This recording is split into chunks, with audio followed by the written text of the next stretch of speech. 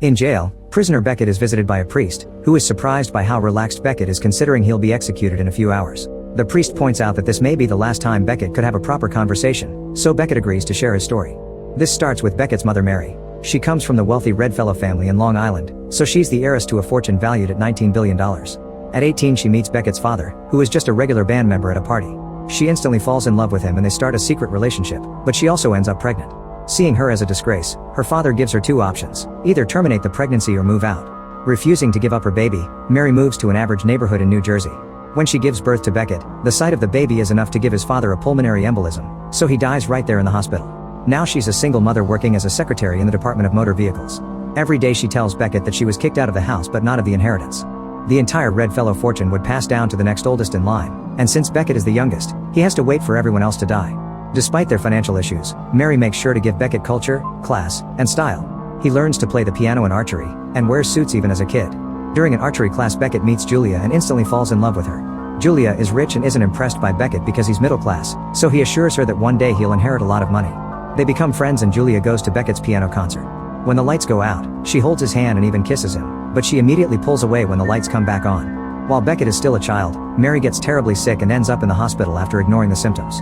Beckett hopes her family will help, but nobody ever visits or calls.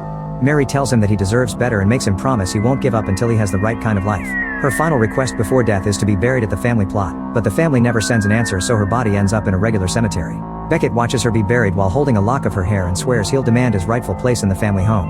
The next day, Beckett rings the bell at the Redfellow mansion. The only answer is a letter brought by the butler. It coldly says they can't help him and it isn't even signed. Afterward, Beckett spends a long time in the foster care system and loses all contact with Julia. As an adult, Beckett works as a suit salesman. He keeps an eye on the Redfellows from afar, but nobody ever dies. One day, Beckett is shocked to see Julia at the suit store. She's still rich and has traveled around the world. He tries to ask her out, but unfortunately she's engaged. On her way out, she asks what happened with the Redfellow fortune. Beckett says he'll inherit it someday, so Julia tells him to call her when he kills them all. Later at home, Beckett looks at a locket with Mary's hair and remembers the promise he made. There are 7 Redfellows before him, so it's finally time to do something about them. The first one is Taylor, a broker at the family's finance firm. Beckett finds him easily because Taylor is always in the bars of the financial district. However, he realizes that killing his cousin is a crazy idea and decides to drop it. The next day, Beckett's boss announces he'll be transferred to the shipping center because the salesman position will go to his son.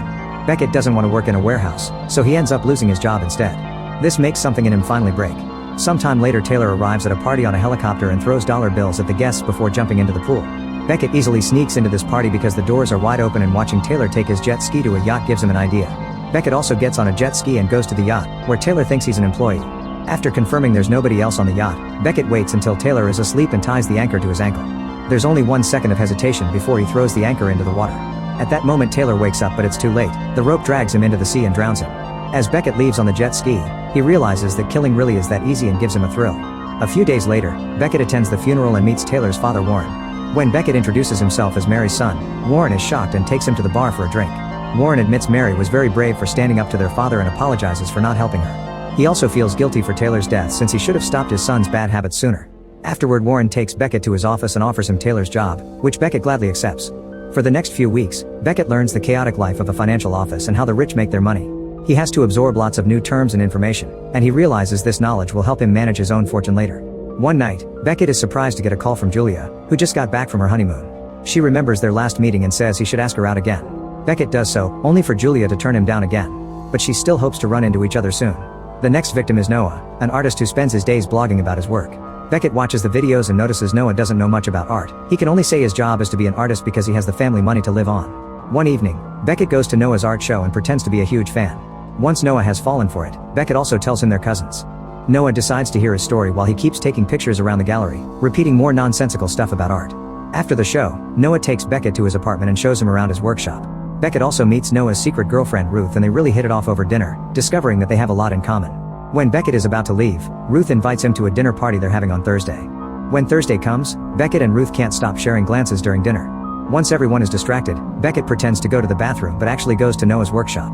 He mixes the chemicals used for photographic developing with a cleaning supply he's already hidden in the apartment to make it look like Noah had an accident while doing his mixing. He also breaks the light bulb and drops a cigarette on the floor. Noah notices that Beckett is taking too long in the bathroom and goes looking for him, so he catches him coming out of the workshop. Beckett pretends he was looking for a picture from the show and Noah is so flattered that he signs it for him. The next one in the family line is Stephen, a pastor who puts up spiritual shows to manipulate people and get their money claiming it's for God. He's been indicted in 2 countries for money laundering and he sued his former business manager, so he has plenty of enemies. One day, Beckett asks his assistant to exchange suits with him and sends him to get a hot dog. Then he attends Stephen's show and approaches him in his office pretending to be a reporter from a Christian magazine. While they chat, Beckett waits until Stephen looks away and puts something in his supplement drink. Suddenly Stephen grabs a katana and holds it against Beckett's neck, saying he wants the truth. It turns out the name Beckett used belongs to a reporter who retired months ago, so Stephen is suspicious. Beckett pretends he doesn't know what he is talking about, making Stephen so angry that he hits the decorations on his desk. When Stephen threatens him with the sword again, Beckett admits he's his cousin. Stephen instantly calms down and apologizes, explaining that he thought Beckett was a reporter from another newspaper that has been trying to expose him. Then Stephen takes a sip of his drink and has a heart attack. It's revealed that Stephen took workout supplements that could kill a person if consumed in great quantities, so Beckett added extra to his cup. Since the church doesn't want an investigation, the death is kept quiet. Meanwhile, Beckett keeps meeting with Ruth as friends to give her time. One day, she shares that she had been planning to break up with Noah after the dinner party, so now she feels guilty for not grieving him or missing him. Beckett tells her that it's natural to feel like that, and they agree to have dinner together at his place. In the evening, Beckett goes home and is shocked to find Julia in his living room. She reveals she stole his key when she visited him at the office and complains because she's been ignoring her calls and emails. He refuses to share about his life, so she flirts and gets closer, almost kissing him. At that moment the doorbell rings and Beckett kicks Julia out through the back door. Then he meets Ruth and tells her he had trouble with the kitchen, so he takes her out instead. They have a good time at the restaurant and Ruth talks about her goals in life, saying humans aren't taught to dream small.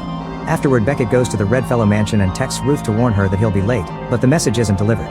While Ruth deals with all the guests, Beckett meets his grandfather Whitelaw, who wonders what dirty deals Beckett got to grow up so fast in the financial business. Whitelaw also wonders whether Beckett can live this type of life since it can make someone lonely and regretful. He reveals that Mary was his favorite kid, but when Beckett asks why he didn't help her, Whitelaw doesn't answer. Then Whitelaw shows Beckett a gun that has been in the family for generations. He loads it and hands it to Beckett, asking him to end things. Beckett points the gun at him, but he doesn't dare to do it, so he leaves. However, he finds the front door locked and the butler blocking it outside. Then he tries the windows in another room, but they're also locked. Suddenly Beckett hears a noise and opens the door, only to see Whitelaw shooting at him. He dodges the shot and it grazes his arm. It also breaks the door, so Beckett grabs a piece of wood and stabs Whitelaw in the leg.